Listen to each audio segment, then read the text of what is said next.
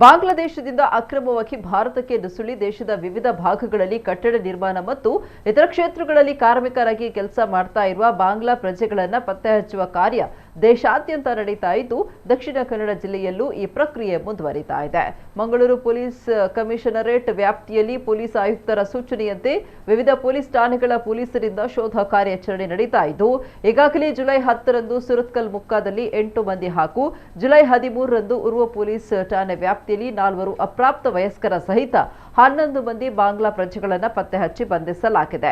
ಇದೀಗ ಈ ಬಾಂಗ್ಲಾ ಪ್ರಜೆಗಳನ್ನು ಮಂಗಳೂರಿಗೆ ಕೆಲಸಕ್ಕಾಗಿ ಕರೆತಂದಿರುವ ಪಶ್ಚಿಮ ಬಂಗಾಳದ ಎಂಡಿ ಮೊಯ್ದುಲ್ ಇಸ್ಲಾಂ, ರಸೂಲ್ ಇಸ್ಲಾಂ ಮತ್ತು ದಿಲೇವಾರ್ ಹುಸೇನ್ ಎಂಬ 3 ಮಧ್ಯವರ್ತಿಗಳ ವಿರುದ್ಧ ಮಂಗಳೂರು ಪೊಲೀಸರು ಕೇಸು ದಾಖಲಿಸಿದ್ದಾರೆ. ಈ ಆರೋಪಿಗಳು ವಿವಿಧ ರಾಜ್ಯಗಳಿಂದ ಕಾರ್ಮಿಕರನ್ನ ಮಂಗಳೂರಿಗೆ ಕರೆತಂದು ಕೆಲಸಕ್ಕೆ ನಿಯೋಜಿಸ್ತಾ ಇದ್ದು ಅವರೊಂದಿಗೆ ಕೆಲ ಬಾಂಗ್ಲಾದೇಶಿ ಪ್ರಜೆಗಳನ್ನ ಅಕ್ರಮವಾಗಿ ಕರೆತಂದಿರುವುದು ತನಿಖೆಯಲ್ಲಿ ಬೆಳಕಿಗೆ ಬಂದಿದೆ. ಈ ಆರೋಪಿಗಳ ಪೈಕಿ 35 ವರ್ಷದ ಮೊಯ್ದುಲ್ ಇಸ್ಲಾಂ ಮತ್ತು 29 ವರ್ಷದ ದಿಲೇವಾರ್ ಹುಸೇನ್ ಎಂಬಿಬ್ಬರನ್ನ ಮಂಗಳೂರಿನಲ್ಲಿ ಬಂಧಿಸಲಾಗಿದೆ. ಈ ಇಬ್ಬರು ಆರೋಪಿಗಳು ಪಶ್ಚಿಮ ಬಂಗಾಳದ ಮುರ್ಷಿದಾಬಾದ್ ಜಿಲ್ಲೆಯ ನಿವಾಸಿಗಳಾಗಿದ್ದಾರೆ.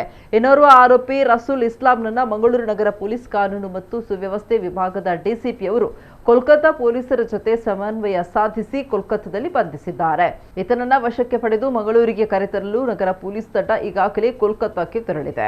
ಆರೋಪಿಯನ್ನ ಮಂಗಳೂರಿಗೆ ಕರೆತಂದು ವಿಚಾರಣೆ ನಡೆಸಿದ ಬಳಿಕ ಈ ಜಾಲದಲ್ಲಿ ಇನ್ನು ಯಾರೆಲ್ಲ ಭಾಗಿಯಾಗಿದ್ದಾರೆ ಎಂಬ ಬಗ್ಗೆ ಹೆಚ್ಚಿನ ಮಾಹಿತಿ ಲಭ್ಯ ಆಗುವ ನಿರೀಕ್ಷೆ ಇದೆ. ಮಂಗಳೂರಿನ ಉರ್ವ ಠಾಣೆಯಲ್ಲಿ ಪ್ರಕರಣ ದಾಖಲಾಗಿದ್ದು ತನಿಖೆ ಮುಂದುವರೆದಿದೆ.